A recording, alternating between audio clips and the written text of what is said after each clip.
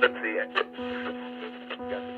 audio sounds different, and someone has like higher pitches, and someone's all muffled and stuff. Like, it's actually really fun. It feels like Yeah, it's like I'm if I listening to had a a phone call. if I had a higher voice, it would be infuriating, the sound in this room. But because I have a lower voice, I think that it's okay. It's cool though, the slant and the tree, the Oh, this. plant, and the cool Oh my art. God, I should show you this. Well, whether you want to put this in the episode or not. Yeah. See if you recognize. Oh, you'll recognize this one. Oh yeah, I recognize that one. This is Main Wow. Street, Oh really? and the building on the Oh, is that left, on Salt Road? Is that that church? it's close, but the yeah, exactly. But the one on the left, that's the bowling alley. Oh no shit. This one. Oh yeah. There's Wow. yeah. And then that's the that's the Clarence Hollow Town Park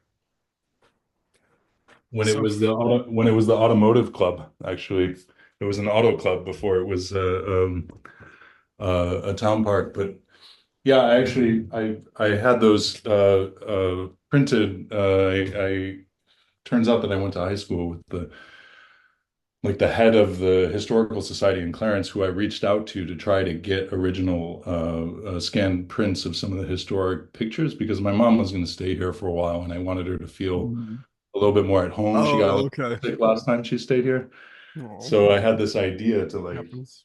do this thing above her bed so she always had something familiar here. And I don't know. I think it was appreciated, maybe. I don't know. We'll Oh, see. I appreciate it. That's a But good they're segue. beautiful, beautiful pictures. Well, for everyone who's listening and can't see what Charlie was just showing us, they're old vintage photos of our hometown in Clarence, New York, where we both grew up. And True. Charlie knew my family before I ever did. He was there from the beginning. That's I true. believe you played at my dad's wedding. I You did play were your father's wedding. woven into the artistic scene from the get-go. So I figured like we got to get you on. I mean, one thing that I I just remember from your podcast, I think it might have been the second or the third episode was like you hit this really cool groove at the end of it and you were Hmm. like we just have to answer the call. Like it doesn't matter like what the call is, but we have to be open to it. We have to be Hmm. open to however it presents itself. And I think that in my journey, it's been about letting go of expectations and seeing what the call is and how it speaks to me and what actually feels good. So from afar, and when we get to hang out, I see your journey as someone who has answered the call in so many cool ways.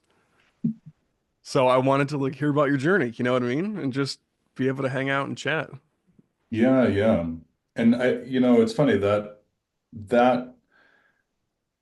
uh, I think that statement that you mentioned is actually at the end of what I felt. It took me like three episodes, all three episodes that exist right now. The fourth one is completely done. Actually, I just haven't recorded it yet. The Ooh. fifth one is 90% written, but I haven't even thought about recording it yet, just because I just haven't had the time because life. But yeah, that statement came as in in a way like the culmination of three full episodes. And three full episodes of me writing about subject matter that I think all artists have to think about. Like the first one was more about just why am I doing this? Like it wasn't so focused, but then the second one and the third one were a two-part episode about creating something significant. The long burn. What is it? A slow burn. The Yeah. slow burn of yeah. No, that's not what it was. The slow burn of creating something significant was the subtitle. The top title was something else, but whatever.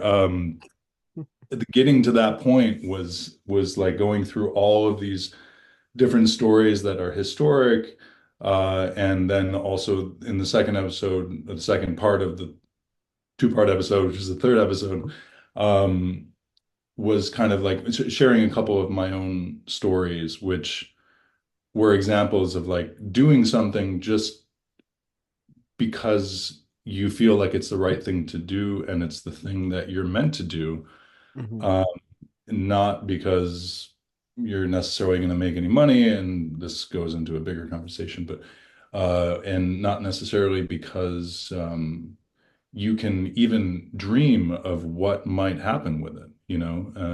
Some of the things that you create will just disappear the second that your thought is done, or the second that your pen leaves the paper. No one will ever read it. You won't even read it again.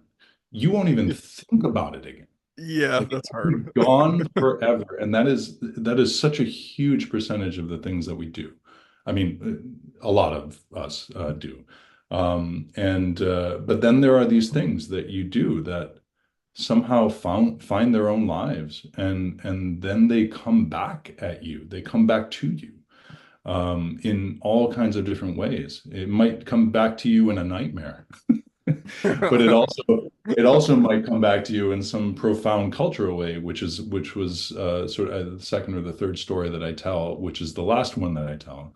Mhm. And that's exactly it. That's like I wanted to try to find some example of in my own humble opinion what it actually means to be committed to your art, and to do, in my own sort of vocabulary, I would consider right action. Like, regardless of what is going on around you, regardless of what's pushing up against you, just always doing the right thing. And you will suffer if you decide to go down that road. Because it's not just artistic for me, it's very like it's sort of tied into ethics, and it's tied into, I don't know, the future of humanity, the history of humanity, all kinds of stuff that, I shouldn't put that weight on my shoulders, but unfortunately, I just have to accept that I'm that kind of person, and that's what I need to do in order to die with some sense of integrity. So I don't plan on dying anytime soon, but That's fair. that stuff happens pretty quick sometimes. So you got to be ready for Well, it. it sounds like it changes the trajectory of like where you were and where you're going, and I think that like meaning definitely changes the more you do, make different types of art and live your life. I Mm, mean, I think that like you've done so many different types of artistic expression. You've been able to, you know, from music to writing to everything in between and producing, you've been able to see it all. And I think that at a certain point, I would think, I don't know, you could tell me more about that, but like, do you find that like it is hard for the message that you're trying to get out into the world to stick the landing? Or do you feel it's more about something that you're trying to see for yourself mm. and then communicate that?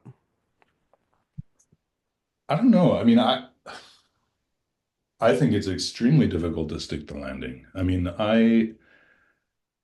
you know, I mean, I remember just examples. I'm not going to name drop, but whatever. Let's just say that it's someone that like you would imagine could do anything that they want and see any, you know, live production or movie production or whatever. Like they could just wave their wand of fame and success, and the thing would just happen.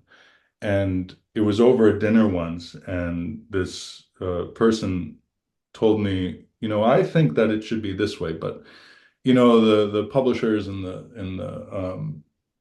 the producer that sort of like took on this chapter thinks it's something else. So I guess we just have to wait, and I just have to let that thing happen. I'm like, Hmm. you know who you are?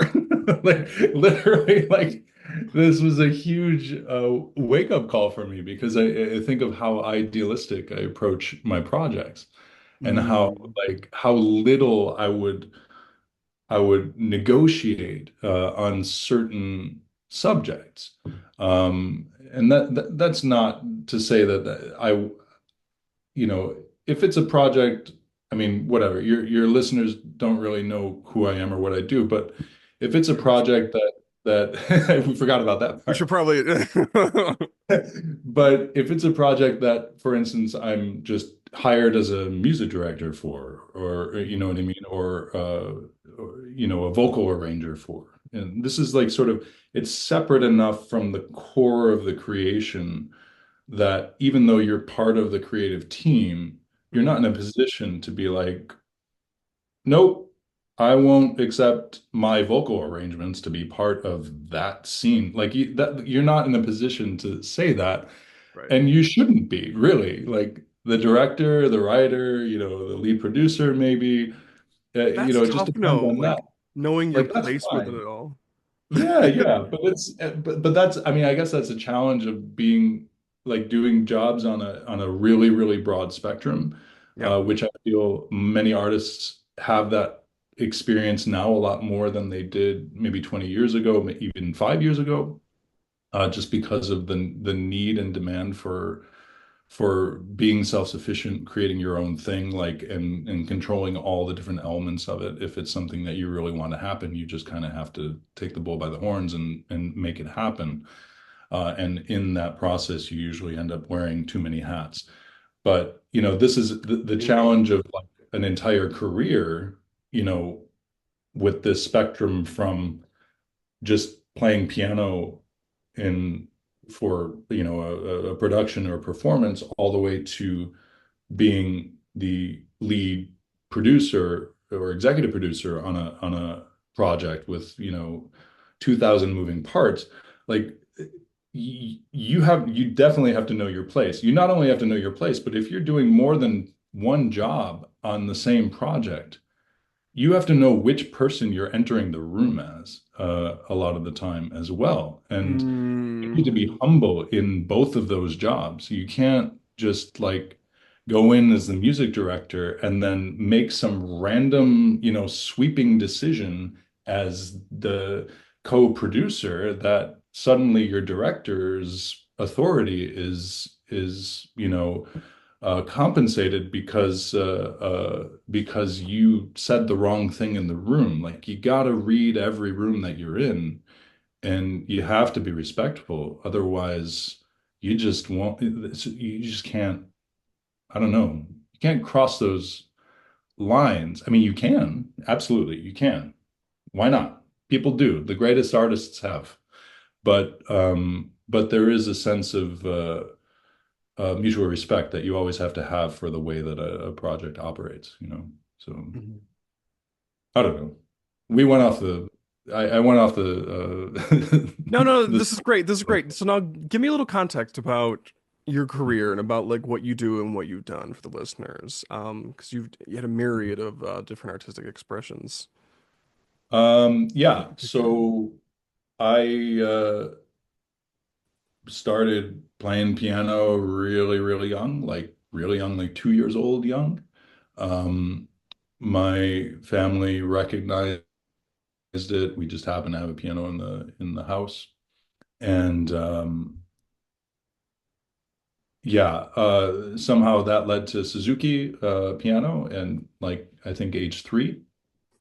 And Mhm. actually from that point on, I think I played for your father like 2 or 3 times because of he knows this, he knows the timeline. Like if people don't know, Jordan's father, Stephen Bianchi, is a very, very reputable, the famous piano teacher of Western New York, Amherst School of Music. He will be celebrating 50 years of teaching next year Very at cool. a Very epic event at cool. Sleet Hall at the University of Buffalo, which I hope to be a part of. Mhm.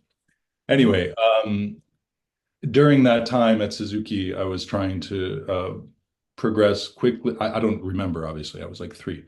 But there were elements of dissatisfaction, supposedly, when I would come in and have learned something by ear or have an idea of something, and then I would leave with my tail between my legs because I wanted to be more creative Aw. than just the thing. And I didn't want to. I remember crying when I found out that I was leaving my teacher. I think there was something about me telling her that we should arm wrestle for it. Like, I think you should do that. And I was like, how about we arm wrestle for it? I don't know where I got that, but wasn't the right thing to say. Um, yeah, so long story short, I ended up then eventually studying with your father, who was obviously a lot more open-minded to cultivating all the, you know, random directions that maybe I wanted to go with music, and that opened my mind to, I mean, even just to think of a couple of things. Like I remember the first time I heard the Gypsy Kings was because of your father. Like, you know what I mean? Like, Yeah, you know, I remember the first I time I grew up heard, with that. yeah, I was I'm sure playing you all the did. time. Yeah. Well, and I mean, fast forwarding even in the old house on Hopkins, like my first memories of Jordan are him literally climbing up the piano bench, climbing up like as I'm playing, climbing up the piano. He was a climber, up the piano bench, up my body, up my shoulders, like literally trying to get on the top of my head Yep. like a chicken.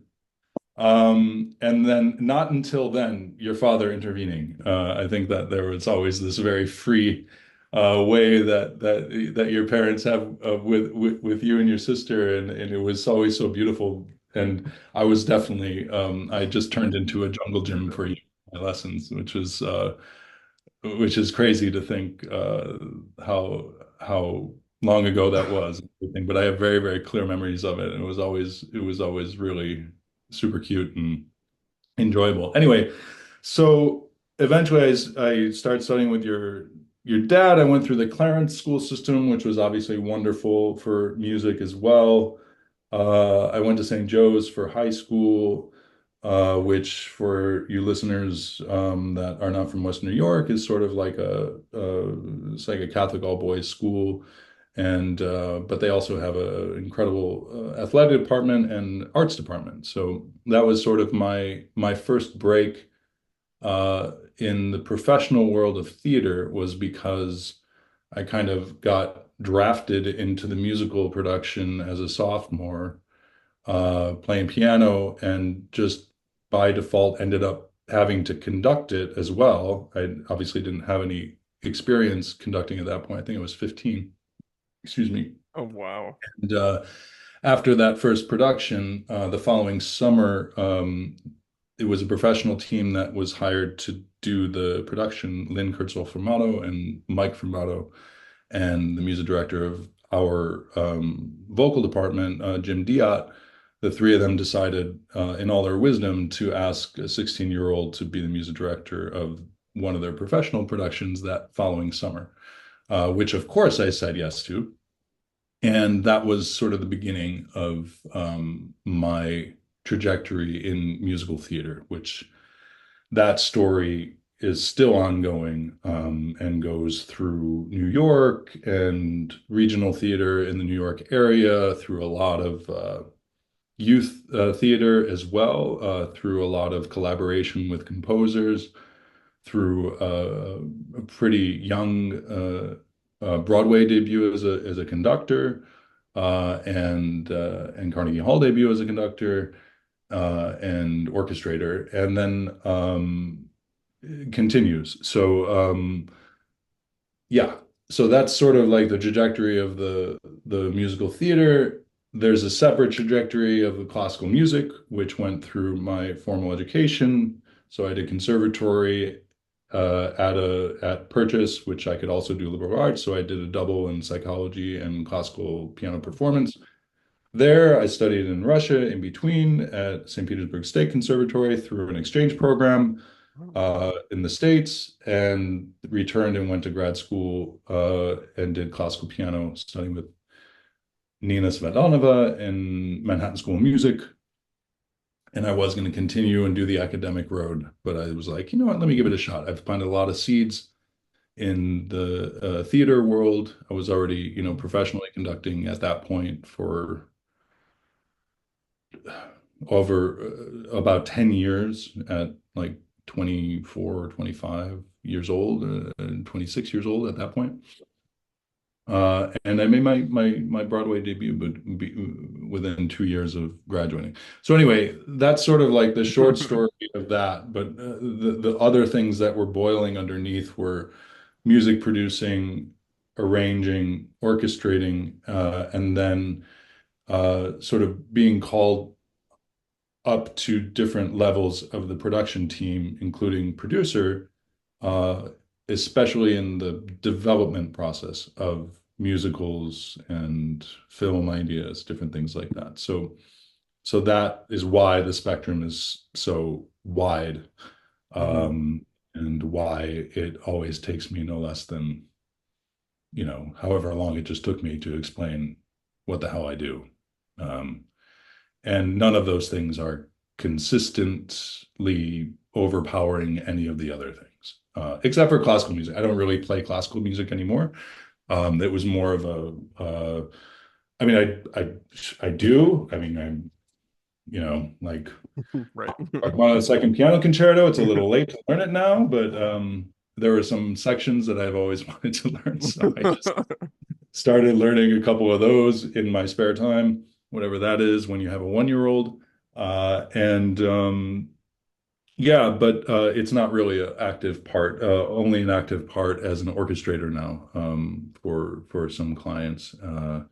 And obviously it just helps with me being able to have a very high level of playing for an industry that demands a high level of playing in different genres, but the classical always kind of helps me to have an edge. I'd say the classical background and the Mhm. percussion background, which I didn't mention at all, but these two backgrounds are actually the two strongest things, like the strongest elements that I have that are sort of unique in the theater and film world that I seem to be gravitating towards with most of my gigs. So yeah. I Anyway, just that's think it's that's the no, I short of just it. I think it's just so interesting that like you've been able to try different things and put on different hats and experiment and like you're getting called to do these different roles and productions and whatnot. I think it's so cool that like from the way that I've seen you of like being so driven and passionate about piano and Mhm. then bringing that into these other things. I mean, I remember you bringing over a ballet that you had composed once and the art exhibition in Berlin, I believe. And like I guess it just sort of made me think about like I mean, I remember having a conversation with you at our kitchen table about like when I was maybe in high school about One of many over many decades. over many Well, not many decades, decades, 3 decades. just three. We'll get there. But of like just like trying to like, think of the vignette, think of the little slice, think of the new thing that you could try to do in a different Mm, way. And so I think that like past 10 years, I've just been thinking a lot about that, of mm, like the different ways you allowed yourself to try new forms of art and to bring mm, what you had into it and allow it to be malleable. Because I don't think I don't know, growing up, a lot of people that I knew did the one thing. They either taught or they did some other job and they stuck with it forever. And I think there's just a lot of that in Buffalo. yeah. But highly like inspiring to just see you know, you be able to have the courage and also like the flexibility to try these different things with different people in different cities. Yeah, or stupidity, or Re-identifying or stu stupidity. or stupidity or audacity. Maybe a combination of both. I mean, I think Audacity, probably. In a good I way. think Like I think that's that sort of progression of like, oh, I keep on getting higher on the production team, like that it I, there's an element of that that's kind of like the same with other industries, in that, when you get a job and you have a boss and that boss sees, oh, this person can also do that job. Maybe I'll ask them to do that, and they'll just be flattered that I'm asking them, and they'll just do it, and I don't have to worry about hiring someone else to do the job. So there is this element of like, okay, you have to be very, very aware of not becoming a pushover, and knowing what you're worth. yeah. And then there's this other element of it, which is like, okay, you might know who you are as an artist, you might know who you are as a person, but to be honest, I would have never even thought to do some of these jobs on my own. Like they were not on my radar.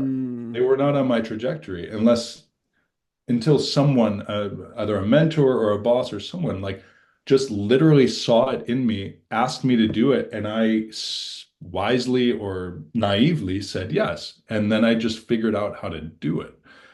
So I do think that everyone has, obviously everyone has their own path, their own trajectory. But I do think that there is something to say about, there is no argument to say that the infallible decision is to always be yourself and not listen to what other people see in you or try to pull you out of it. Yeah, mm, sure, that might work for some people, but for other people, they need to hear it or they need the trigger to like come into their life and be like, no, you're not saying that you're necessarily better than this. Maybe it is that. But you have this other quality or you have this other set of abilities. Those combined should allow you to be able to do this thing. Do you want to try to do this thing? And you can always say no, but I think it's really important to hear it, um, because then you have the choice, and that's when our lives, literally change course, like completely change course.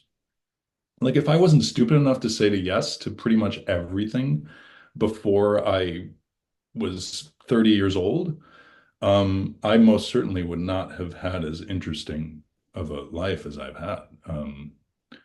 But I also feel like I wish I could have said no to some of those things.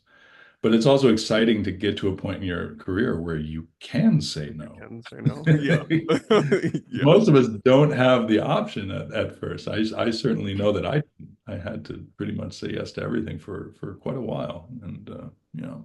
But what's something that you said yes to that came your way and you just were like, okay, yeah, why not? Let's try it out. And it radically changed. It radically changed I how have you a funny perception. example there, which is what was it? It was again, I'm not sure if I should mention names, but maybe okay, we'll see. Maybe the name will just come out. But um, so I was approached by a sort of pretty prominent composer, and he said. He said, I want you to do what you did for so and so, because I heard that album or I heard that project or whatever, and I was really impressed by it. And I was like, what do you think I did for so and so? And he's like, well, orchestrated, arranged, and then produced the album. And I was like, It's a lot of one of things. those things is true. I was like, yes, I did. It's like the old beer commercials with the guy who's like, uh, holding the sign with the limo, and he's like, "Are you Mr. Whatever?" And he's like, "Yes, I am." But he's not, obviously. So yeah, I said yes to an orchestration gig, which I had never orchestrated before. Oh gosh. And not only did I say yes to it, but I also said. Yeah, but I don't think we're working on the same software. Is there any way that, you could buy me the software that you're working on and then we could be more compatible? He's Brilliant. like, yeah, sure. That's fine. Brilliant. No problem. Let's just work that in. And I was like, awesome. And then like I hung up the phone and I was like, I don't even have a computer. I should probably get a computer. Are Like you serious? that is the sequence of events of accepting to do something. And I remember I actually had to associate music direct the same gig. And I remember like lifting the baton and giving the first downbeat in the first rehearsal and never having orchestrated before and just being like, you know, and uh, And how and I was was it? like, I Was was it like bad? this, and then going forward, I was like, Yeah. oh, okay, not bad. So that was the beginning of my orchestration career, was literally accepting a job on false pretenses, like. Their assumption. Yeah. Yeah.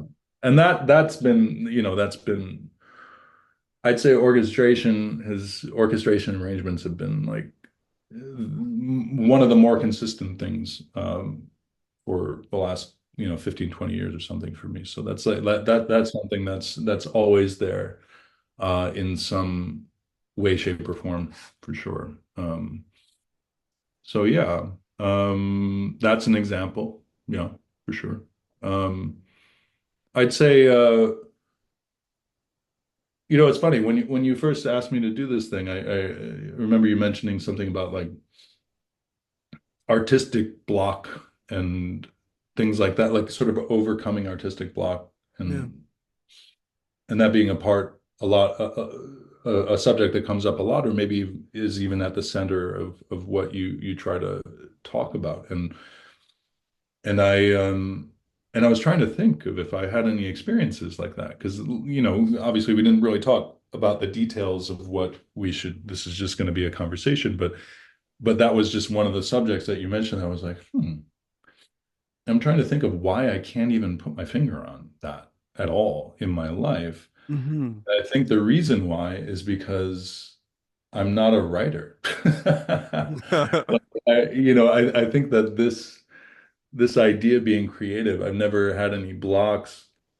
But what I can say is that you have blocks in general for your career, for your ability to progress, for your I don't know, confidence, for these kinds of things are for sure. I have many, many examples of that in my career, uh, and and they're not just things that just went away. They're but they're more life chapters than they are creative chapters, and I think that that's something that as artists is very, very difficult to like put a very clear divide. The divider between your life and your career is blurry at best and completely non-existent at worst, or at worst, or the opposite. Or It's if it's that's blurry at worst and it's completely non-existent at best. It just depends on what kind of a person you are. If you have no separation of that, then and you're totally fine and mentally healthy, then more power to you. You know what I mean? Like there are pure, pure artists like that.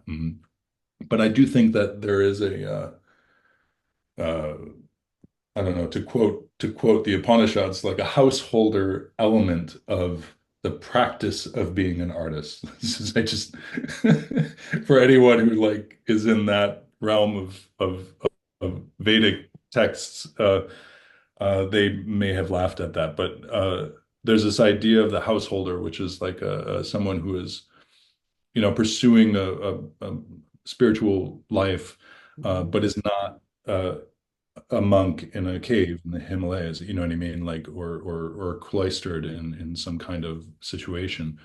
But someone who has a regular life, might have a family, might have a career, but is also like the spiritual practice is a huge part of their life, and this idea is called like the householder. They refer to these, and some of the great sages were householders as well.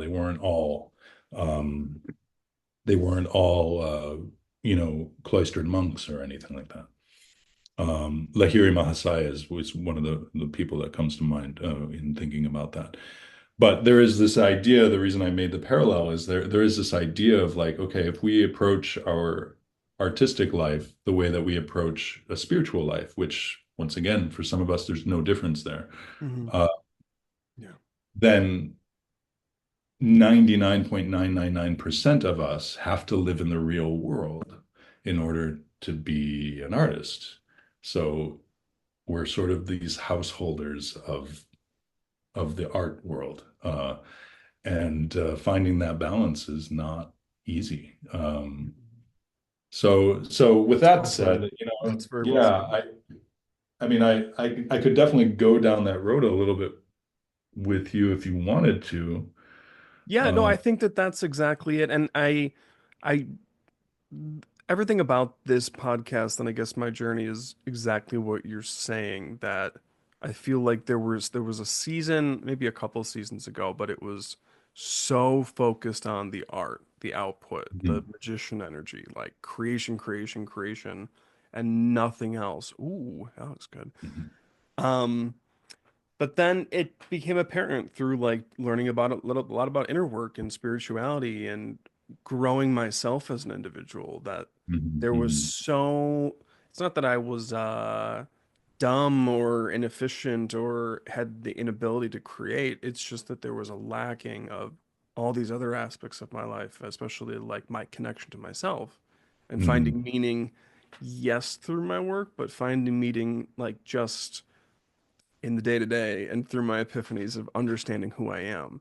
And I Mhm. find that the Mhm. more, the more I dive into spirituality and the more that I learn about the human psyche and psychology and just all these things, I get these just epiphanies about who I am and what my place is in it all. And then the art just flows out of me. Like it's Mhm. not Mhm. even, I can't stop it, and it's so much fun. Um, but you're right. Like we do live in this world where we have to make money and there's a 24-hour Yeah, hour yeah. clock and we have to think about kind of how we have to show up. We don't have unlimited energy to do all the things that we want to do. So we do have to prioritize. And I think for a while that was, and it still is, like learning how to prioritize what it is that I want to do. Like I'm getting better at navigating if it's the ego is Mhm. pulling me in a certain direction, or if it's like, no, like right now is going through a season of just like writing and being creative because it feels good. And even if it's Mhm. just like, half an hour or an hour here and there, like that's great. Like that is a huge victory. Yeah. Getting away from the world of just publishing and getting stuff out there and Mhm. reconnecting to Mhm. that joy of creation. Yeah, Because I yeah. think it like that understanding what that energy is like is very spiritual to me. And um, when my spirit feels joy, it feels lighter, and then it Mhm. affects every aspect. So Yeah, yeah. going to the day job, you know, approaching marketing with joy and a lighter energy is, a lot better than a desperation energy that's trying to Yeah, yeah, figure yeah. stuff out. Yeah. I mean, definitely I think so much of that is, if we think of our own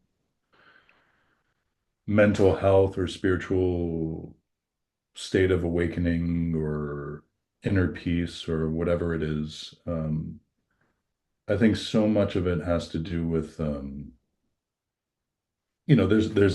are the obvious things. There's mind body. You have to take care of yourself. You know what I mean? Like you have to be conscious of what your body, like for instance, right now, like I know I shouldn't have had 2 cups of coffee. But my son was kicking me through the entire night last night, and it was just a rough night. So I ended up overcompensating.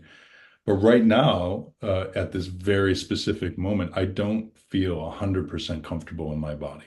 And it's just because I have a very healthy lifestyle. And when I do something as simple as having 2 cups of coffee instead of 1 cup of coffee, I feel like I'm going to go out of my mind. So there is an element of that, and I apologize for any fast talking or rambling, but that's probably one of the reasons why my hand is not It's still. good to me. Uh, good. I turned off the HD so you can Through see the yeah more blurry of Zoom. it. But What if I but told you yeah, so Charlie was a obviously, plant? yeah, but yeah, mind, body, taking care of yourself. I mean, that's a huge part of it. But I also think a huge, huge other part of it is the people that are around you. If you're in a situation where you want or you need any kind of job outside of whatever it is that your dream, goals are, then if that job is just miserable all the time, then it's going to affect your output. And for some people, that's awesome. I mean, you know what I mean? Sometimes that's the fuel that you need. You need to see how horrible humanity What am I is. doing? Uh, This is terrible. I need to craft right, something right. beautiful. Exactly, Or exactly. this is terrible. I can't move. I need to go fetal for the next week. Right, right.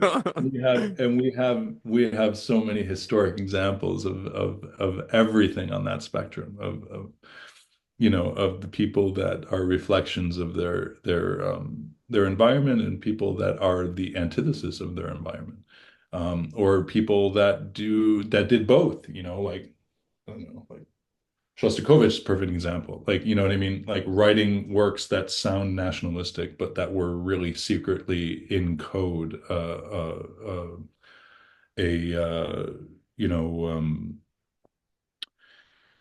like a rebellion against the system that they were trying to make it look like they were supporting. And That's cool. yeah, I don't know. I mean, it seems inseparable to me, but maybe it's just because I've never had it completely separate. Um, to the extent that I dated a lot of artists and creative people too, like as a young person, and then I've also dated people that were artist appreciators and people also that were not involved at all. And there was incredible comfort to being with someone who was not in the arts, especially when I was super, super active, like overworking constantly. And Mm, I came home and I just didn't have to deal with anything at all having to do with creativity or the arts or music or anything like that. yeah.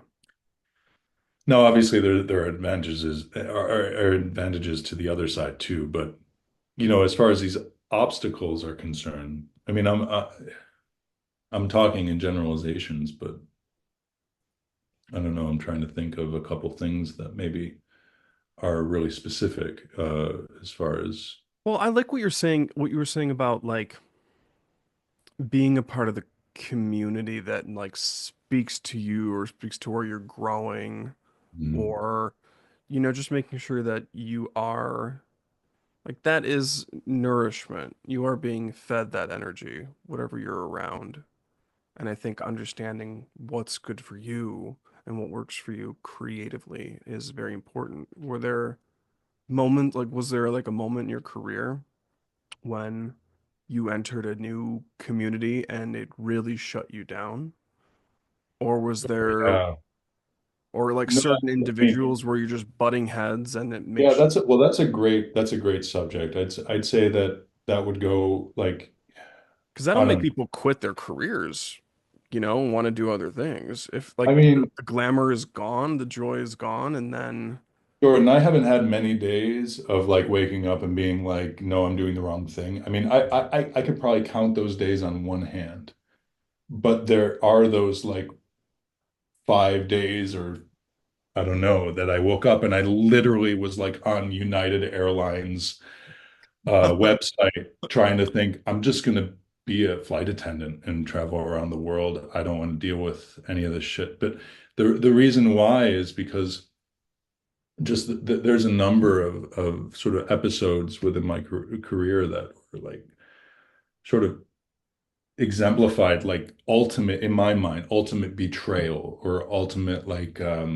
oh geez. like you I think we all have our own sense of this, but I am personally, I can't talk about generalizations, but like with other people's thoughts, but I am personally astounded at the small number of people that I've met who are truly selfless and approach things in a way that isn't all about them.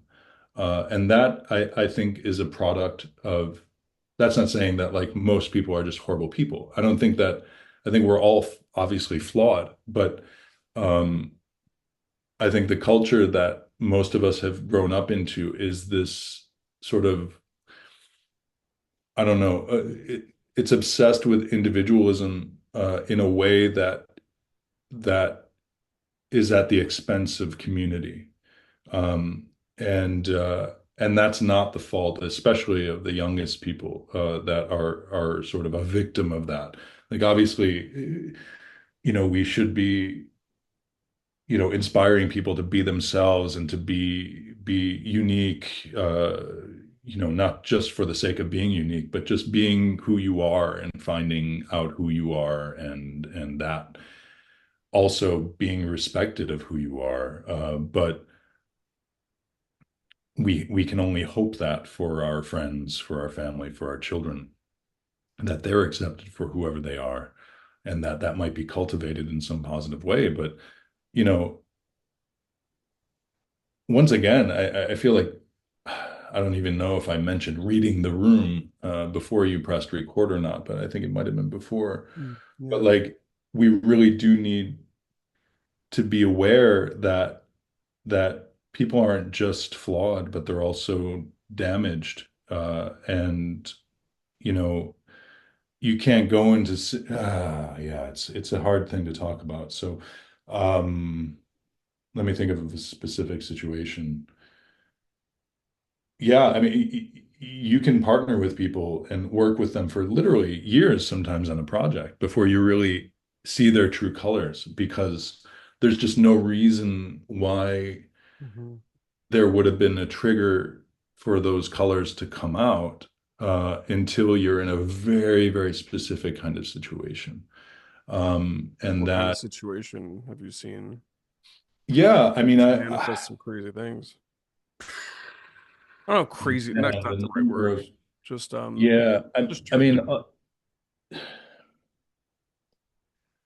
I don't know. I mean, I think that advice about when projects involve contracts, that's a really, really important thing to get out of the way so you can get in the sandbox with your collaborators without having Mm, to worry about that down the road. I think that's something that can get in the way. Fortunately, for me, I haven't had that many complications in that, but I can think of two very, very specific situations where a mistake was made on behalf of the lawyers themselves as opposed to the creators. And that mm, mistake ended up sort of spiraling into all kinds of uh, things of saying, like, oh, well, that must have been intentional on the part of the creatives because mm.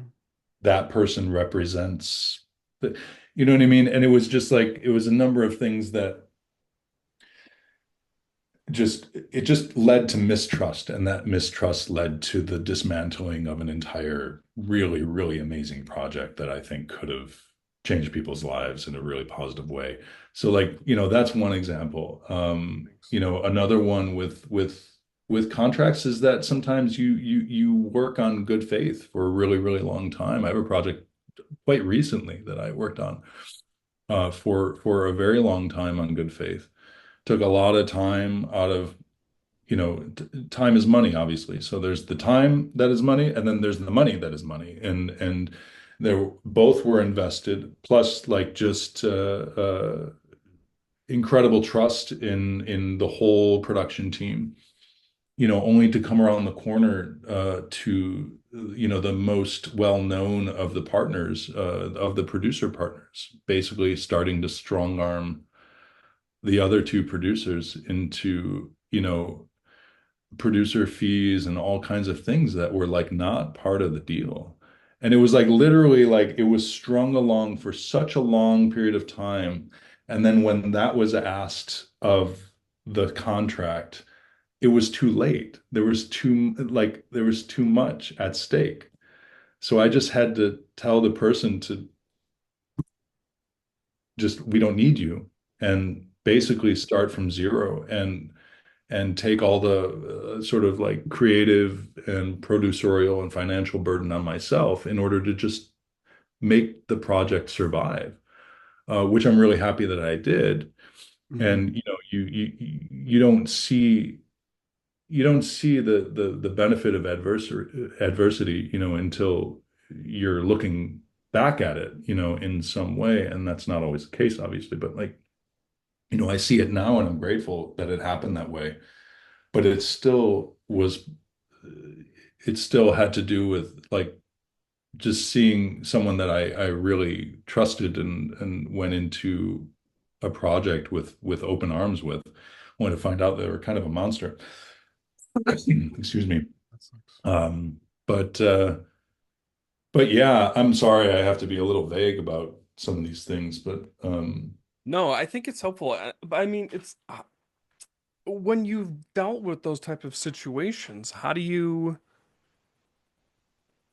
prop yourself up again and open yourself up to new collaborations? I mean, yeah. obviously the contract stuff helps, but a lot of creative endeavors are, they start with two people at a bar talking about stuff or Yeah, two yeah, people yeah. on a call and this sparks that and you end up having more and then what if we did this? What if we did that? It's just Yeah, evolved. and you don't want to like interrupt that with like, well, we should probably put something on paper before we go any further. You know what I mean? Like Right.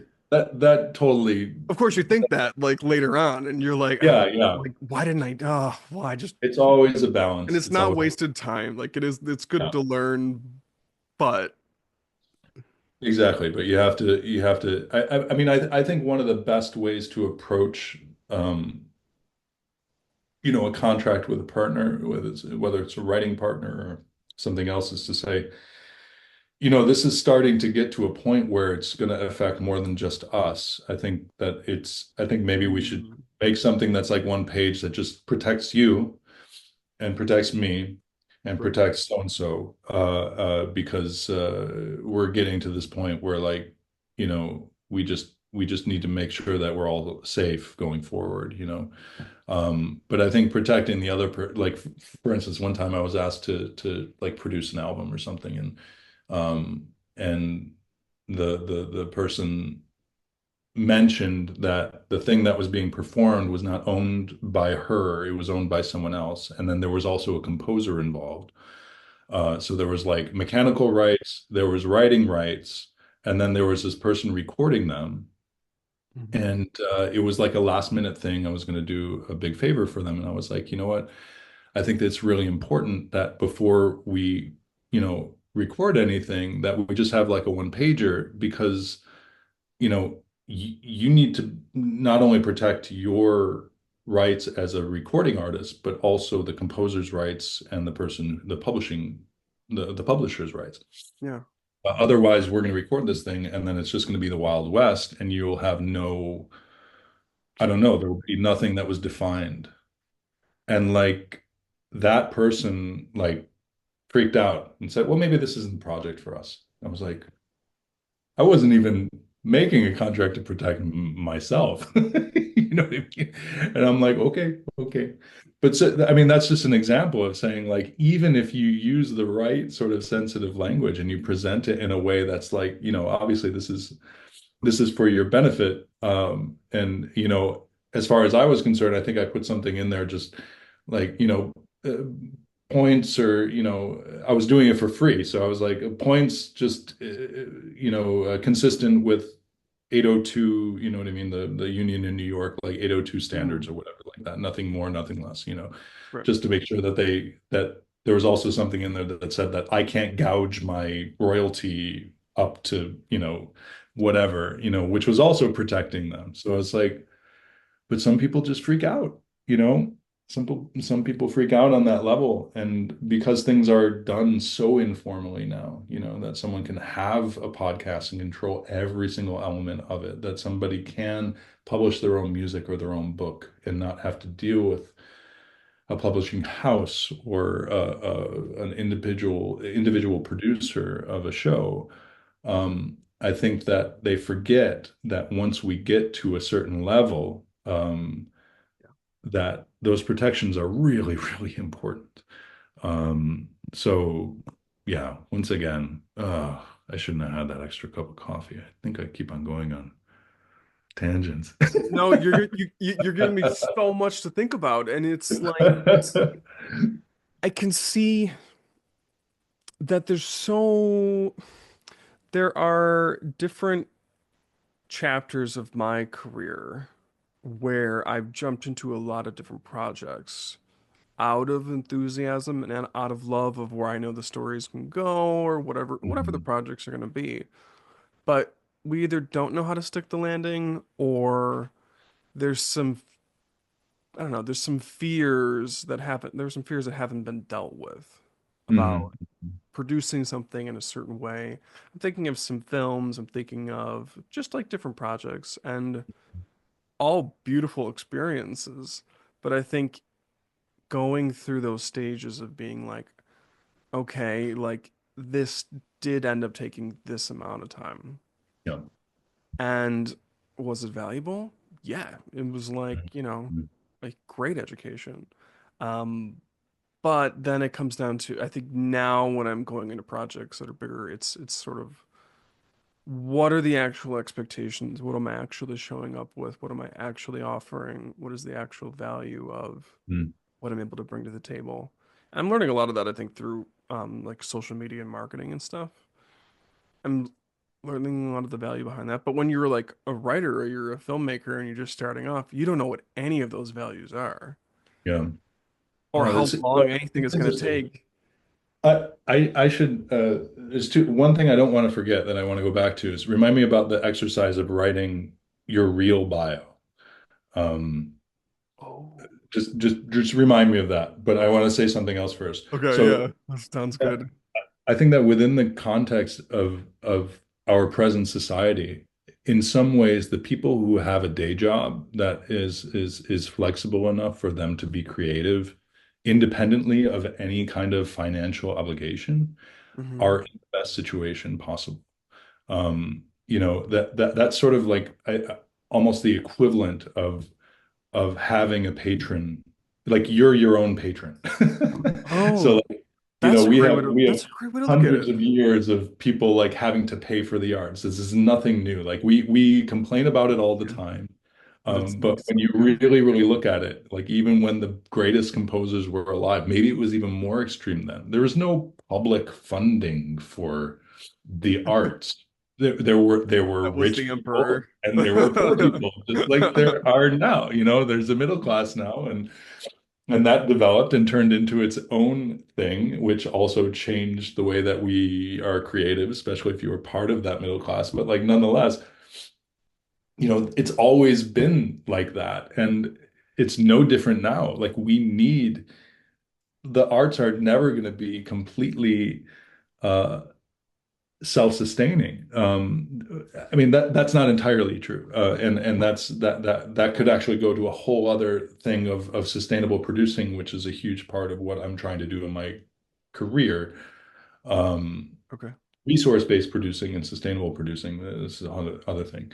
But I do think that there is a freedom that is given to the people who can work, especially the people who can work, maybe 2 or 3 days a week. And that's enough to This is the sustain dream. them, like the minimal. Yeah. And then they literally fill the whole rest of their life with just beauty and travel and creativity and whatever it is that they want to do. I mean, that's incredible. That's like living a life of retirement for your whole life, in a way, Yeah. So I think that that's an interesting thing that exists now. Obviously, having a patron that has no strings attached might be the best situation, but that never happens. Um, but yeah, like I'm trying to continue what the end of your sentence of like, sort of finding yourself, what your true sort of path is. And I was part of an art collective, one of the first big things I did in Berlin. It was actually an excuse to come to Berlin to spend more time with my now wife.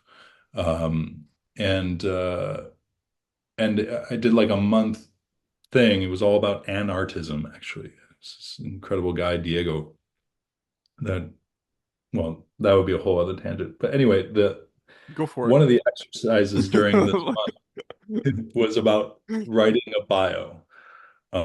And one day we had to write from one day to the other, our homework was to write the bio that had nothing to do, like only had the things in it that you thought were most important.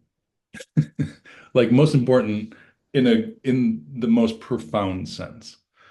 And I remember writing that bio and just being like, this is awesome. Like just thinking of how different it was from like the bio that I usually would share, which was full of, Oh, I see. the traditional things, which is like you put your credits in, you put your what, there's different formats for different industries, but nonetheless, like you do feel like you're kind of married to the format to a certain extent.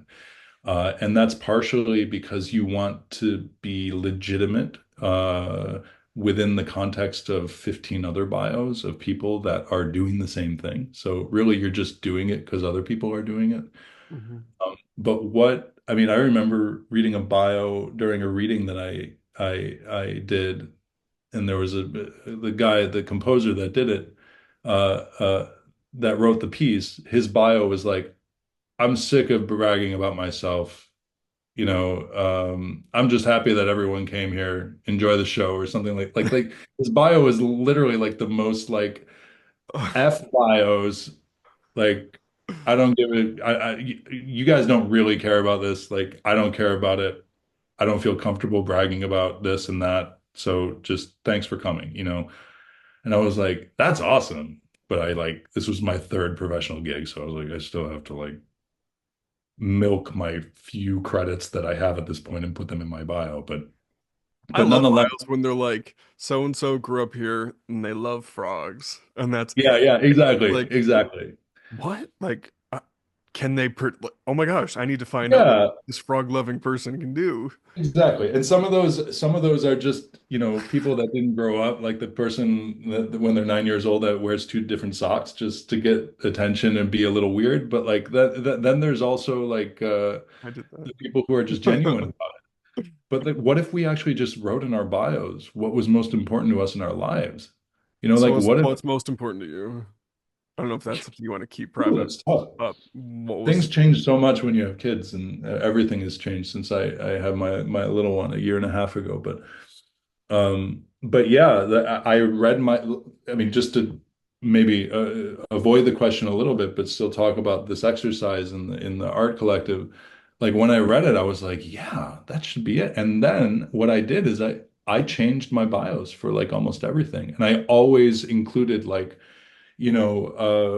something about like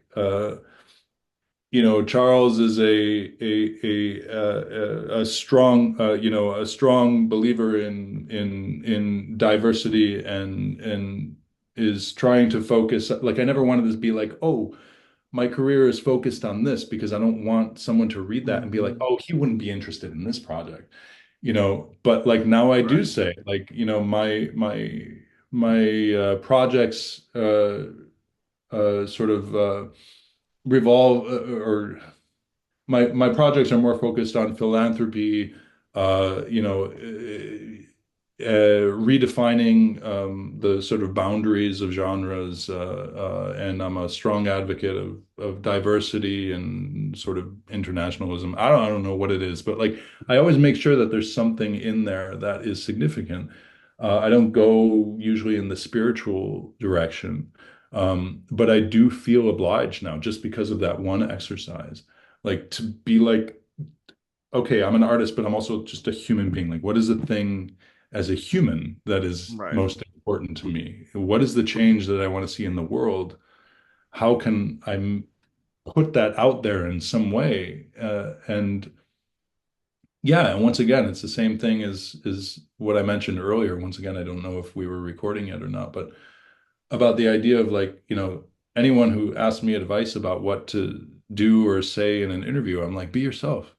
Because the worst thing that can happen is they can hire you when you're pretending to be someone else, and then you got to be someone else if you get the job. Like, just be yourself. If you don't get the job, great, go to the next one. Be yourself there, and the person that takes you for who you are, then that's probably the right choice, and you don't have to put that extra horrible energy out there of pretending every day. So I It's do just believe that. authenticity. What a Yeah, great yeah. exercise in authenticity. No, And absolutely.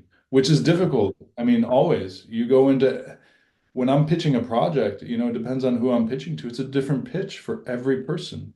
If it's touching on different industries, you have to speak the language of the person that you're talking to. Otherwise, you're just talking over their head and you either just sound pretentious or you sound like you're in the wrong room, once again, reading the room, this is so important in the process. Um, and yeah, I want to do this now. I want to do this the real exercise, yeah, bio. it's a great Yeah. exercise. Wait, I so what think do I have to do? I guess all the listeners should do this too. You write just your start your bio. bio from zero. Like, do not think of anything and just write the bio about you as a person, the most important things to Like you as a my person. values or things that I've done or things that I do or just I don't know. it doesn't really matter. I would say you can throw any of those three categories completely out or make it all about any one of them or all three of them. It is just Cool. literally the bio that you wish you could write. Let's just maybe say that, like the Okay. biography that you wish you could write. And I'd say as an exercise, maybe you should keep it to like two small paragraphs, just Yeah. because otherwise you're going to start writing something that's not a bio anymore. Yeah. It'll it'll get elaborate. But Start my memoirs now. Start them young. yeah, yeah. Oh, that's funny. That's actually well, let me talk about that in the podcast. About Were the you memoir. writing memoirs? Was that you? Yeah, that was the reason why Yeah, that was you. Yeah. the whole first chapter, I think, of the first episode was like, why is a guy who does what I've been doing for the last however long I've been doing it suddenly starting to try to be a writer and a podcaster? And I used a couple examples. One of them was like my diary that I kept and sent to my family and friends when I was doing my first contracts in China, which were like I knew I would need some kind of outlet and I wanted to share so much. And I knew I wouldn't be able to email or say a lot of the things through like actually actively sending it. So I like made these files that had pictures in them and everything. And it turned into this whole thing that I shared with my family in like three different chapters after I got back. Oh. But then the other one was a near-death experience that I had. And When? yeah, I think I tell the story in the yeah, I do tell the story. I'm like on top of a piano bench trying to build a shelf like an idiot. Oh, So in the first week of the pandemic too, we had just gotten into this apartment by some miracle and illegally moved into it because of the time and we didn't have any other place to go. We would have been you're like, is this good? I'm not sure. yeah, We'll yeah. see. We our lease was up on one place and the other place was our only option. And fortunately, it had doors, unlike our previous apartment. And we stayed there the whole pandemic and it was actually amazing. But anyway, I fell off of this bench and nearly like cracked. I actually hit my head on a radiator and like fell on a marble floor and like all these things. And I had to like take stock of what happened. And anyway, long story short, there's a reason why I felt compelled at that point to be able to tell my story in a very personal and not like coded way because I've kept diaries my whole life, basically, like from the time I was a little kid. Because I Really? actually yeah, I was as a child I was behind in reading and writing, and one summer I had to start keeping a journal as an actual mandatory exercise to catch me up um, to my other subjects because it was the only thing that I was behind in. The other things I was way ahead in, so they wanted to split the difference. So I had this tutor, and I had the assignments. I had to read some stuff, and I had to write, and that was the beginning. That was first, second grade or something like that. And since then, I've kept diaries. Um, the other reason too, this is kind of a tangent, but the other reason is because every successful person that I met at the beginning of my career, if I ever asked them if they regretted anything, they were always like, "I wish I wrote it down." There's so many things I just don't even remember. And Yeah. I think sometimes that takes you out of the moment, but I think there's some truth to that for people who actually have the time to write it down. Sometimes you don't. I mean, the But past few yeah. years I've been journaling and I never did it before. I mean, I always had like notebooks with like the first 3 pages filled growing up. I had stacks Mhm. of those. But I think around the pandemic was when I started like journaling a lot. and Hmm. Hmm. realizing like, oh my gosh, there's so much that I have to say. This is Yeah. very, and then there's so much that I have to process, and one day I'll look back at them. I should really look through them and like see what I've learned over the past few years. Like that would be a great exercise. Um, Read the earliest ones. When I read my journals from like 14, 15, 16 years old, which is rare, but when I bump into the bin of them, sometimes it's hard not to just open to a random page and open it up and see what I was writing about at that date and that time and whatever. And the thing that's most profound to me is how clear and passionate and intense the things that you feel before you have the vocabulary to express it, and how mm, well you do with so little knowledge, because it's everything. You know, when those hormones are changing and everything, and it's just like racing. It's like the things that I read, I was like, oh my God, like that. I wish I could say something that simply and succinctly and effectively and accessibly. yeah. Um, like we have too many words, we have too much life experience sometimes, Hmm. and it's to a fault sometimes, and when you're trying to express it. But yeah, the bio exercise, yes, I did write memoirs. I wrote 27 chapters in the following 4 months or something like that after that. Not all of them were completed, but maybe 15 of them were like I would consider completed. The rest of them were started and not really like eloquently ended in any way, but like kind of go to a certain point. But because I thought if that fall was just slightly different, uh, my wife and I had decided at that point that maybe we would have children. So we weren't like at any point at that point we could have been pregnant. So that was my first thought is like, oh my God, my child would just have no idea who I am because I've been far too mysterious about the way that I write about my life up to that point in my journals. I wanted to have something that was more like a letter to the people that I love and that was like honest and like truth speaking, like very specifically truth speaking, like Wow. nothing, like not leaving anything for interpretation in some of the subjects. So that's why I did it. Yeah. And that obviously I'll write that book until I die because you keep on living. So How it goes if you can't stop. Well, does it feel good having it like written? Like having all this stuff written down? Do you feel free in a different way, or do you feel like I can did feel express? relieved. Yeah. No, I Oh, absolutely felt relieved in some sense. Because I've I've had in some, everything is relative, but relatively speaking, I think I've had an extraordinary life.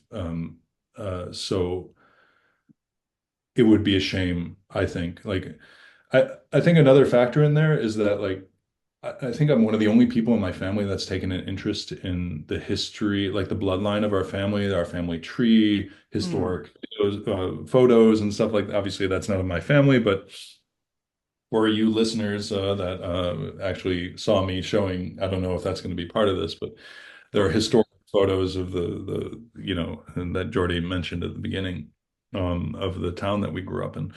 And but I have these historic photos of my family and try to date exactly when they're taken and who's in the pictures and fill that in with the family tree. I think there's an element of that and some of the folklore that is developed in my family about how they came from Poland and when they came and what the circumstances were. And, some of this turned into this beautiful, mythology. It's not, because we have to assume the things in between. And, nothing is really going to be that ambiguous going forward. I think because of everything, because of smartphones, because of everything. But if we lose the digital, then it'll be very mysterious. But if we don't, then we've basically kept track of our lives, um, no matter how fake the way that we keep track of them is sometimes in social media and how filtered it is, yeah. or how romanticized, that's my son, how romanticized we make it. But I do feel relieved in the sense that's like, okay, well, I'm really the only artist in my generation in my family, and it's quite a huge family. So it would be nice to make some record of the experiences of the travel, and the experiences of the jobs and the unique circumstances in which I lived and everything like that,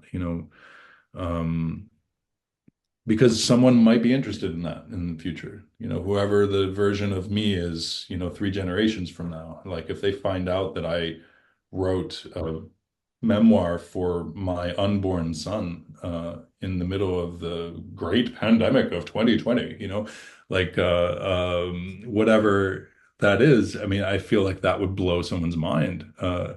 Not the story itself, but just that it exists and that if they want that information, they can get it. So I just yeah. feel like some of the greatest works of art are for like when parents write it or create it for their children, or they Mm, create it with their children. There seems to be this shift, hmm, and I don't know what it is, because it seems like it's not legacy. It just seems like and maybe that's just the role of being a father, mm, giving everything for this child. yeah, yeah. Right. You know, it's not, yeah, exactly. It's not legacy because I don't want like my son to read it someday and think, oh, I have to continue this I story. aspire. Yeah. Oh, I wouldn't want him to continue this story. It's a really confusing story. Um, but I do like this idea of being like, oh, wow, like I am part of that in a way. You know what I mean? There's no way that I would exist if my dad didn't live that crazy life. He wouldn't have, started dating someone who lived on the other side of the world if he didn't think that his life would allow for that relationship to actually work. Like there's a certain craziness that goes into that kind of a thing. And that's what brought us together. And that's why we made a child. You know what I mean? Like, I mean, but so, that's the thing. You've taken so many leaps of faith, and it's so cool. I feel like where I've kind of like put myself is not taking the leap of faith, and now I'm starting to again, which is cool. But I just like admire people who are like, I'm gonna go do this project on the other side of the world, or I'm gonna like marry this woman from the other side of the world. Like, I just think that is so, I don't know, like it's there, it seems like there's a confidence in your intuition and the mm. pull and the call. You I don't know, know. I don't know. Like, what's your perspective on it? Does it just make sense doing it, or is it like, does it yeah, feel like the next big adventure? it's definitely not the next big adventure. That's Um, interesting. Yeah. I'm trying to think of uh, what is the reason? Why do I do these stupid things? Um, no, you know what? This is part of it. This is definitely part of it. So, uh, I have like there's a few deep things in my heart and the way that I operate every day. One of them is definitely ministry, and it's not like a religious ministry. It's something that, I was sort of rebellious to as a young musician. Like, no kid wants to be like, rolled out like the monkey to do the trick, and the organ grinder. Like nobody wants to be that. Um, but I don't know, with a little good fortune, I said yes most of the times that, I was asked to play for the family on the holidays or whatever. And I think it had something to do with not being pressured into it.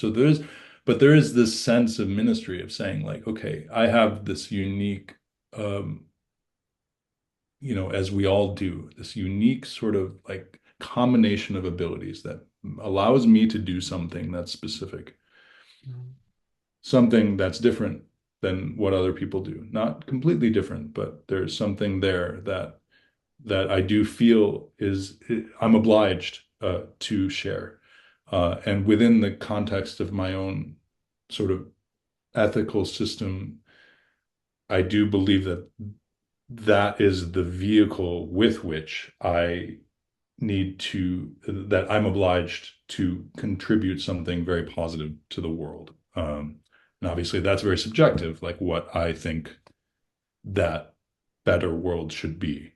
But I don't think that there's anything else that I could possibly do, but to like, we hear the call and we must answer, like you mentioned before.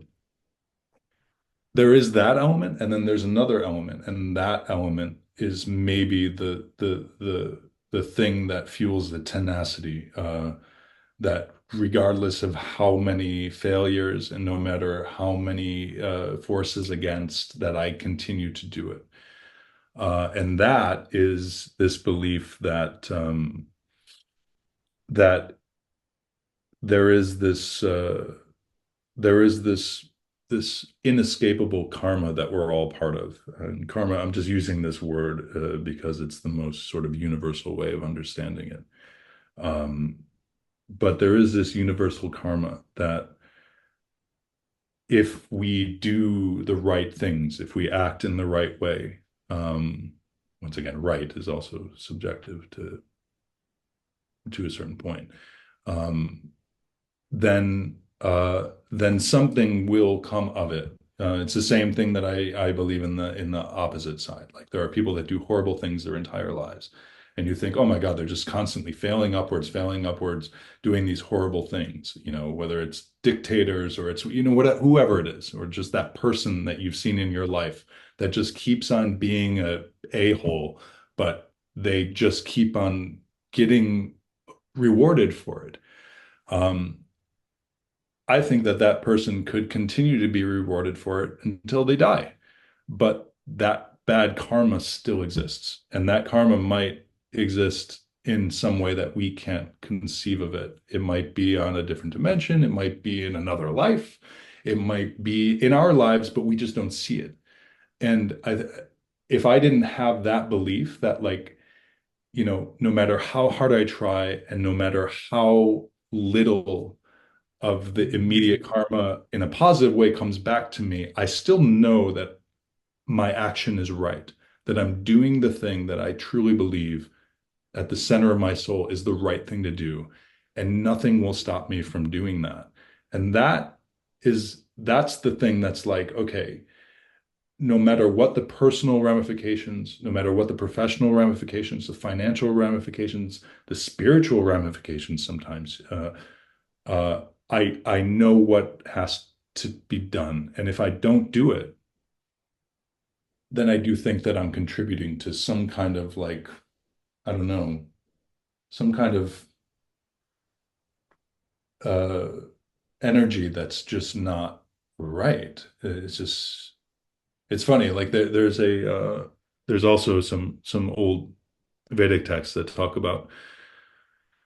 Well, actually, it doesn't even matter about that. Let's just look at the direct translation between like Sanskrit and like, for instance, in Sanskrit, there's no difference between truth and existence. So there's this sense of like, if a lie is put out into the universe, like it doesn't even exist. This is one of the reasons why there are these theories about magical thinking. Like you can only, if you're trying to draw something into your life, you can't talk in the negative. You can't say, I don't want to be sick. You can't say, I don't want to have financial struggles. Like supposedly, the universe only hears financial struggles, sickness. This is, so what you need to really focus on is what you do want, the positive element. I want wealth. I want health. Like that's the way that it hears you. And in that regard, I feel like if I'm not part of that positive element Hmm. of existence, then Yeah. I'm just not part of anything. Like it just doesn't even exist. Like my actions, if they're not lined up with what I believe to be right action, in my art, in my family, in my, everything, then I just don't exist. Like the other actions just don't exist. Um, so yeah, without this sort of like very global belief combined with the ministry belief, I think my life would be entirely different. That's the only thing that those things together, I think, are the force that sort of like allow me to make, you know, audacious decisions in my life. And I don't know, yeah, help me to continue to try to always do the right thing and for the right reasons, you know. So it's a Well, little to deep. me, it just sounds like love and knowing and having the confidence to show up for those things. Like Yeah, accepting the love that you're experiencing and that you see can be shared or won't be shared. yeah, Or, yeah. I think that that sense of So knowing is surrounding yourself with profound. people, when you find those people that you know are your people, they might betray you someday. It's so important to hold on But to for that those. version of you right now, like they are what you need. That is Yeah. your vibration. There's a reason why you've met. Mm. Um, and that's what you need to saturate yourself with and learn and grow. Yeah, yeah. And I think you have to, I think that there's an element, I won't go down the rabbit hole with this, but I think that there's an element to however you think about this. Everyone has their own concept of spirituality or sort of like celestial existence or whatever. But like, I think there's an element of like you have to allow the universe or the people around you or the energy or the vibrations. You have to allow that to discover you. Like it's not just about you discovering other things. Like you have to be able to get out of the way of the things that are trying to get to you. And Right, like don't have the gates up and be like, this is the one thing I'm doing. It's like, and this could be anything. This could be anything, Jordan. This could be agoraphobia. This could be lack of confidence. This could be writer's block. It could be living with depression. Okay, well then you have to we're all given the cards that we're given. We have to learn as adults to be accountable for those cards. Okay, if you only got 47 cards and you don't have the other five that other people have, then if you want to live a life, you still have to find a way to live your life with 47 cards. I hope my math is right there. Um, one of my biggest things was smoking. I had quit smoking a long time before, and I got to a point where I was having one cigarette a day, maybe one cigarette every 2 days.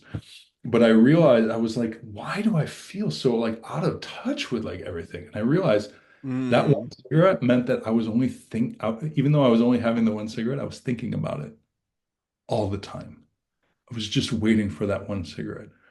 And when I finally let go of that one cigarette, it was like the whole universe just came tumbling on top of me. And I was like, oh my God, that's what was like I had this whole part of my brain was so consumed with this stupid thing that the second I opened that up, I was like, I started seeing the world around me again, and people started coming back into my life again. And I don't know. It can be absolutely anything. Absolutely anything. Whatever you're holding, sometimes it's just something you're holding on to, you know? It could yeah. be an object on your desk, that is the reason why these things can't find you. Just you gotta figure it out. We're we're grown-ass adults. We gotta just figure it out, you know? And yeah, I don't know. I Well, guess what is that's I guess like so like when you let go of that, like why were you holding on to it? What was it supplying you? You Like mean what what was the smoking specifically? the smoking? Yeah, like for that example, like what was it giving you? Like what belief did you have that was being reinforced by the participation in the smoking? That when you let it go, because like that's a shift. If people are coming back into your life, there had to have been some, I mean, there's you know what something I'm mysterious. saying? Like, There's something mysterious there, Jordan. And anyone who like is not a believer in, any kind of like energy or anything like that. Like even when even though I have my own beliefs about that stuff, I hear other people think about it. I'm like, my wife is a perfect example, because we're basically like modern hippies, and we live our lives as such, and then when we talk about the things that I know we believe in, I like hear it coming out of my mouth, or I hear it coming out of her mouth, and I was like, Just like, we just like talk oh, about something real, like, what have we become? and I'm like, I'm basically talking down to myself, you know what I mean? It's so ridiculous, but with the smoking, I mean, really, just whatever. If you're an addict too, I mean, this is also the different things. It's like if you're an addict and you have that gene and you have to worry about it and you have to be accountable for it, you live a completely different life than people that don't. If you have a certain mental condition, any kind of mental condition, you're living a different life than people that don't have that mental condition.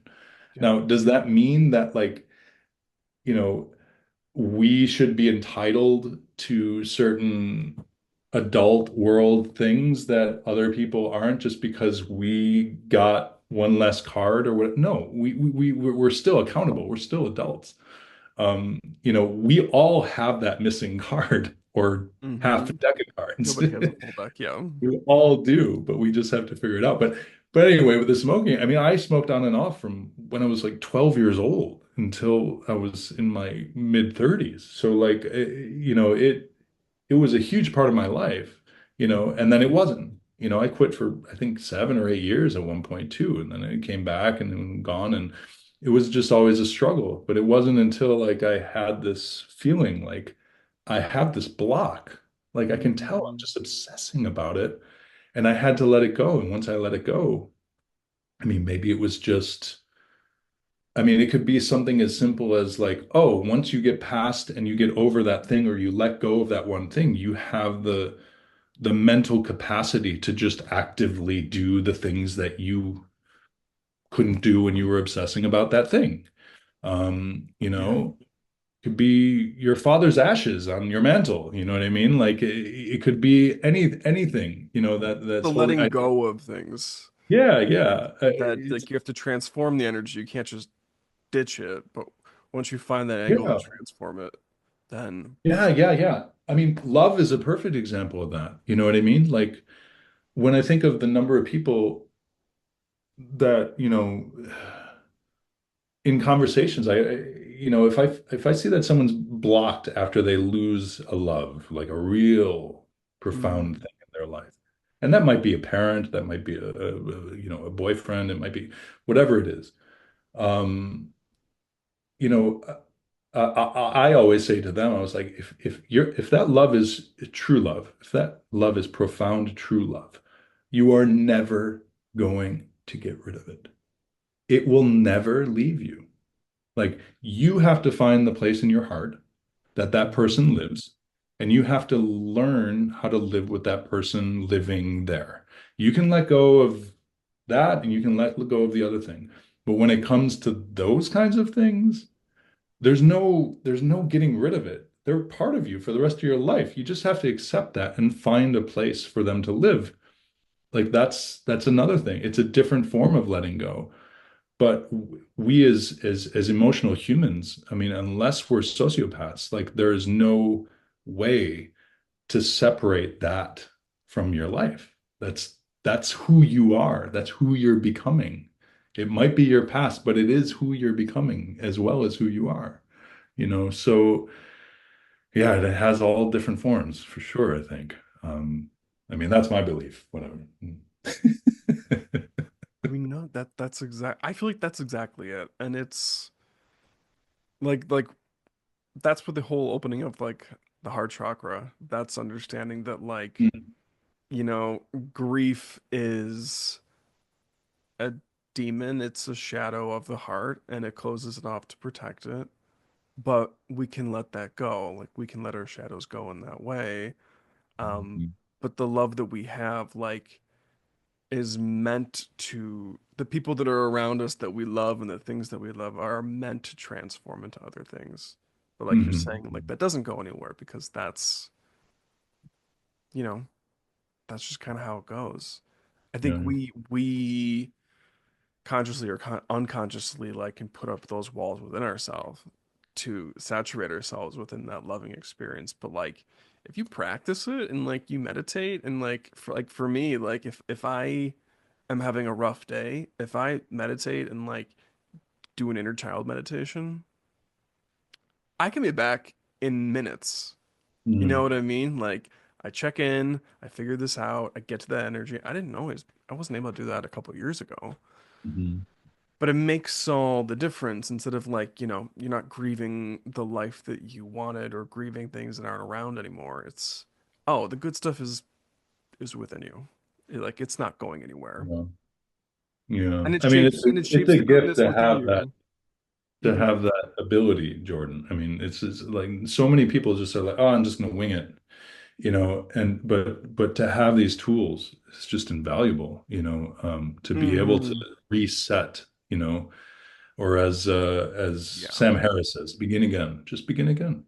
Just you get to the point, you're lost in thought in your meditation or in your practice or even in a conversation with something. And you're beating yourself up because you can't be in the moment. Just begin again. Like that's all it is. It's just starting again, So, you know? yeah. So, I had a it wasn't even like a week ago, but I was looking at this one creative collaboration that I was a part of, and I left it knowing that everything, like I did have a good time and everything was like I had set it up, everything was really good and I felt fulfilled, but I also felt like really tired and sad at the same time. And mhm, I was like, all right, this is interesting because this mirrors another instance like from a few months ago where everything really worked out well. I really had, I don't know, I'd poured myself into it and I'd created this environment and this ecosystem and a lot of beautiful things that happened. But I felt tired and sad and kind of distanced or dissociated or something. mhm. So I just like sat down and I was like, okay, I need to figure this out. Like, what's this case study? And it took a little while, but it was like, this is just a manifestation of fear. Mm, It's just like a fear of not being able to be within creative environments and feeling like if I don't like because I don't really tiptoe as much as I used to, but like if I don't tiptoe and I mhm. don't like I don't know, do everything as I view it perfect to keep these people around, they're gonna kind of float away. Uh-huh, uh-huh. And Meaning what like this I is like it kind of defined an ideal for you and you didn't want it to come to an end kind of a thing. exactly. And Uh-huh. therefore the ego is like I was viewing as like inflammation. Like the ego is like feeding these stories of fear. Like if you say the wrong thing, poof, they're gonna go. If you Mm, do this in this way, even if it's your light getting out, I mean, especially if it's your light getting out.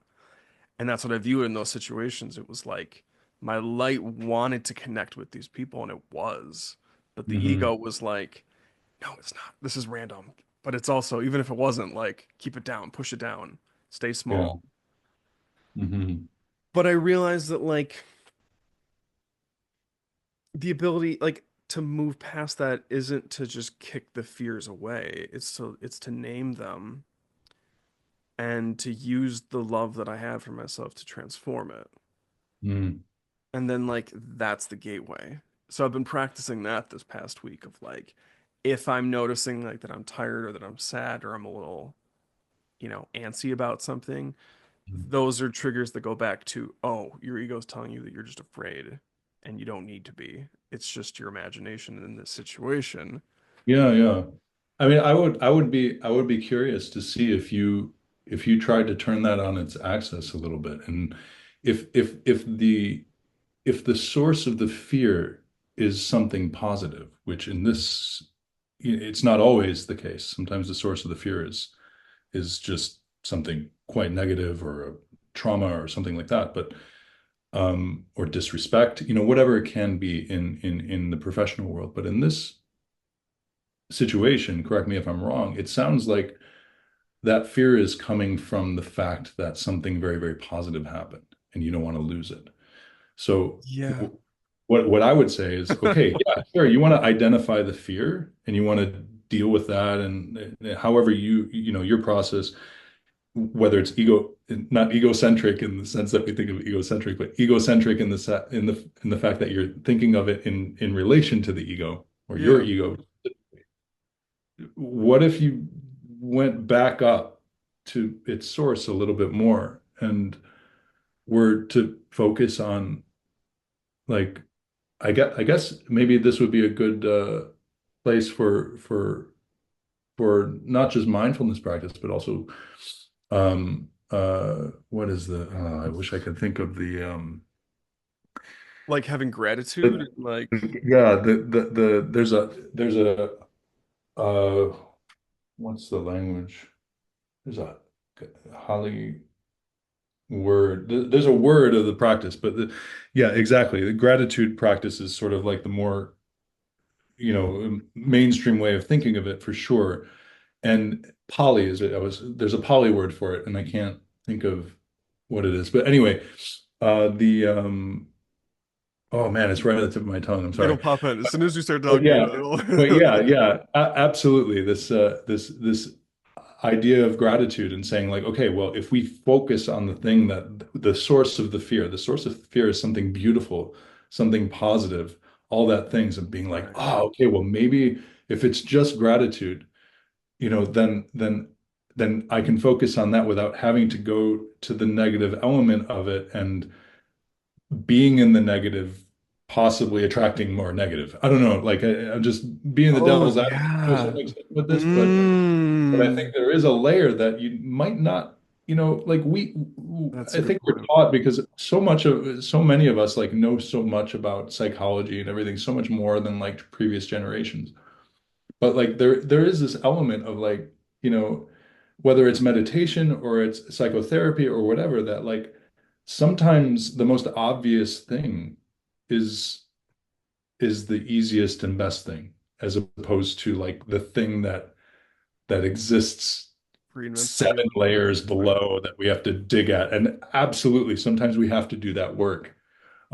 But it's also a great like what I'm sort of recommending is similar to the difference between like dual and non-dual practice with meditation, of like, most people who do like a non-dual practice for, they could do it for decades and decades, and then they get to the option of sort of dual practice, and then they get to the option of like approaching it in a non-dual way, and they're like, why did I do all that work? It's all just already here. But to realize what is already here, the level of mindfulness that is needed to Right. have a non-dual Yeah. practice is unbelievably skilled. So it's like, oh yeah, no, it's good to do that other work. But it's a similar parallel of saying like, okay, well, what is right in front of you? What can you still taste from that experience? If it's all positive, then Hmm. why not be just grateful for the fact that you had that and still sort of have the aftertaste of it going through your beautiful life? You know what I mean? Like, I think you um, nailed it. And like that's the yeah, like the angle of like not just healing and like moving and shaping the energy after you sunk your teeth into it. Like, what is this thing that I don't like? mm, It's what is yeah, it's what is this sweetness? Why did I want this in the first place? yeah, yeah, yeah, What's this beauty that I have orchestrated and manifested and brought in? yeah. And you could have not had that. Believing in that, You right? know? Yeah. If you didn't have that, you wouldn't be depressed about not having it, but nonetheless, you had it. So Too good to why be not be true. grateful? Isn't that crazy? I mean, it makes me think of like in talk therapy, like you have to be careful about like how you approach talking about the past. Because if it's just talking about it to saturate in the negative energies, then like you're saying, like then you're just holding on to it and you're vibrating in that way. Yeah, yeah, yeah, But yeah. if it's to go back there to experience it, to accept it and move it, very Hmm. different. Hmm. And I Yeah, think, yeah.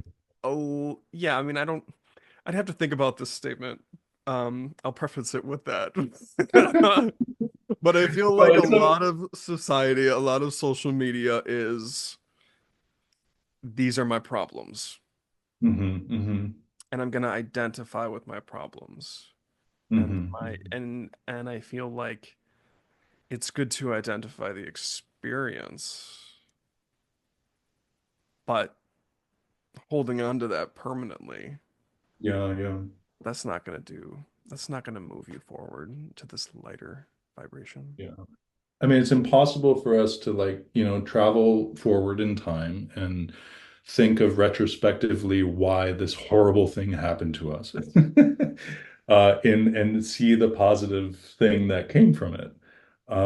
But I think most people, anyone who has a life where they can sit and watch a video podcast, um, you are living an unbelievably privileged life. Like you are in such an elite class of existence that no matter what is bad in your life, even the worst thing, even if your doctor just told you you only have 1 week left, if you're living this life, you are part of such an extraordinary elite group that there is some place, there is some perspective for you to be able to have a gratitude practice that is so full and so profound, Hmm. um, that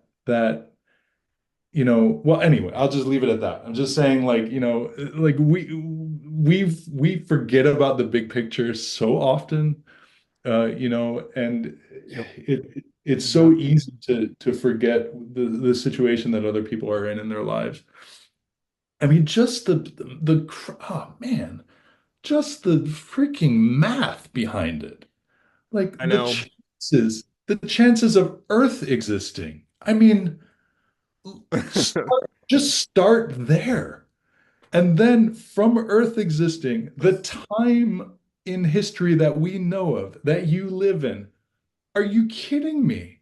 And then from the time, the life that you're living this instant in relation to the other billions of people in the world, in the world, or Like we've already won. you've already won. Like it's done. Like it's everything else is just Like, extra.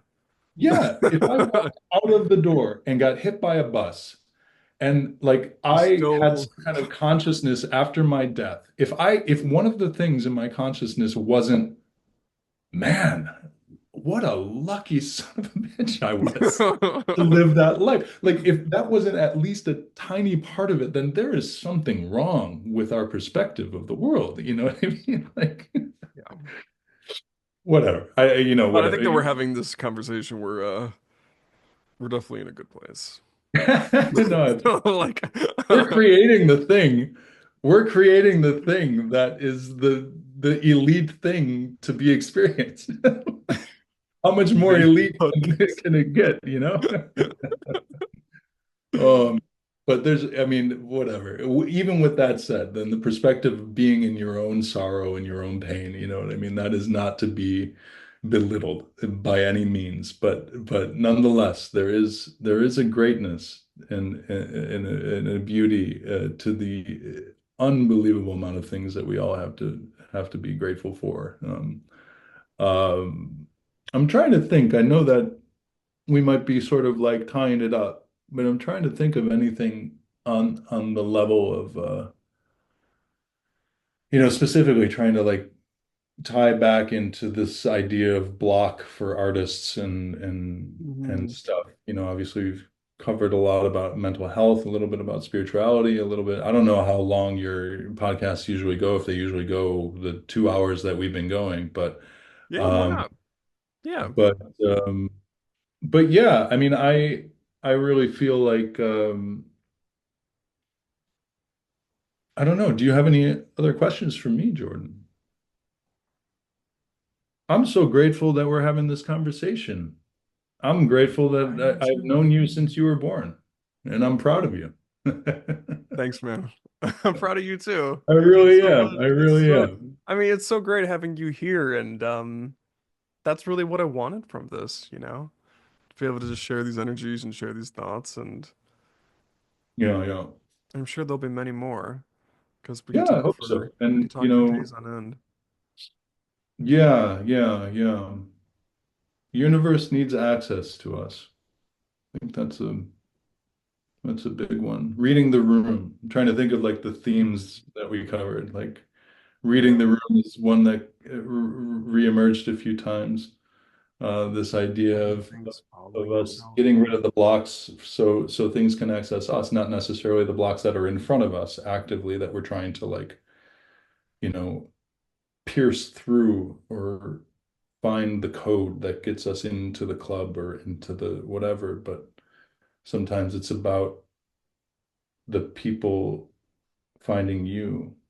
I remind people that are I actually just got I just got a notification earlier today. I'm not very active on social media recently, but I just got like a someone had liked a comment that I had made like, a year ago or something like that. And I looked at it. It's a friend of mine who's a pretty big Broadway star, and it was she made some announcement about like her last show and something, and I was like, remember all the tastes, all the smells, all the blah blah blah blah blah. I don't even know what I was rambling about. But the last thing I said was something that someone said to me. One of my first really big, significant mentors in my life said to me, and they said, "You're you're. It's wonderful that you're grateful and that you recognize what all these people who gave you this opportunity." Um, uh, that they're the reason for you having this opportunity.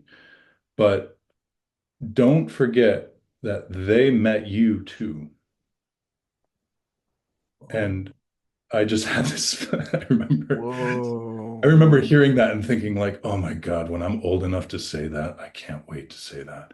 But like but that's exactly it. I was like, that's the biggest compliment someone, but especially like a mentor could have given me at that time. And like saying like, Aw.